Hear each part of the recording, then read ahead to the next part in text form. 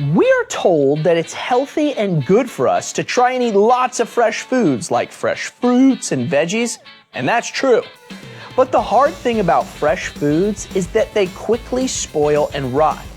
Did you know that for thousands and thousands of years, and in certain parts of the world today, people experience famine or a lack of food? It's very important to learn how to preserve food so that it lasts longer. Some of the ways to preserve food include freezing, refrigeration, smoking, and curing. But there's another great method to preserve food that people do all over the world: canning. So turn in your Bibles to 1 Kings chapter 17 and get ready to dig into a story about how God provided food for a prophet and a family during famine. And to help us dig into that story, I'm going to show you guys how I've been learning how to can things. Seriously, I've been learning with my grandma Ding Bang, and I've been canning everything. I'll tell you more about it when we come back. I'm Joel. This is Explore the Bible on Location. If you're wondering if I know how to preserve all kinds of foods in jars like this, I just think you should know that I can. As in, I have the ability to do it, and I'm also going to do it using the method of canning. I'm gonna go.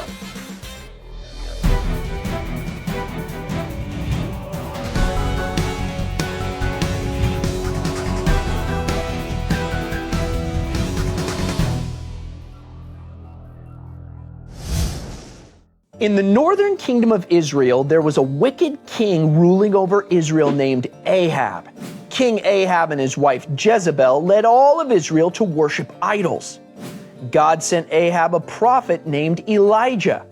Elijah told Ahab there would be no rain in Israel because of all the idol worship. And you know what that means.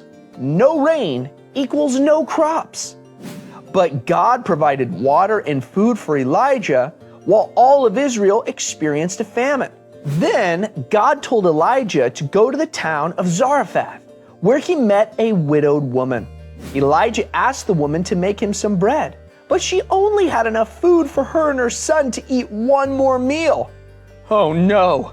What's going to happen to the widow and her son? What's going to happen to Elijah? Today we're going to be doing some canning, folks, and I'm really excited. All right, let's talk about some of what you need in order to do canning. Canning is all about preserving food. We don't want it to go to waste. We want it to be fresh for later. So here are some things you can use. We've got vinegar, we got salt, we got water, we got sugar. We have a pressure cooker. Now the pressure cooker helps to kill all the bacteria so that the food stays nice and fresh and doesn't spoil. And the most important thing you need is you need this. This is a mason jar. Comes with these really cool lids that press down on the top, and then you've got the collar and it screws on there, and you get all that air out of there so that your food stays delicious and edible for as long as possible. You see, canning is all about increasing shelf life. Do you know what shelf life is? Shelf Life is an amazing children's book about this little shelf that wanted to grow up to be a bench in a Major League Baseball dugout. Wait, no, that's the best-selling children's book called Little Shelf, Big Dreams. I read it in kindergarten. Shelf life has to do with how long a food can be canned before it goes bad. Did you know that you probably have some canned food in your house? Some of that food might be in jars. Some of it might be in actual cans. I'll show you. So here's an example of canned food you probably have in your house. These are canned peaches, and they were made last year. It's like they're fresh. Amazing. Some dill pickles, older than a year. Okay. You guys hear that crunch? I love dill pickles. But you know what I like even more than dill pickles?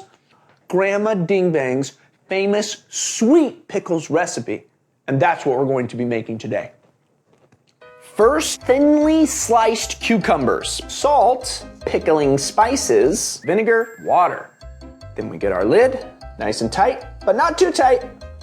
And voila! Step Step 1 is complete toward Grandma Ding Bang's legendary sweet pickles.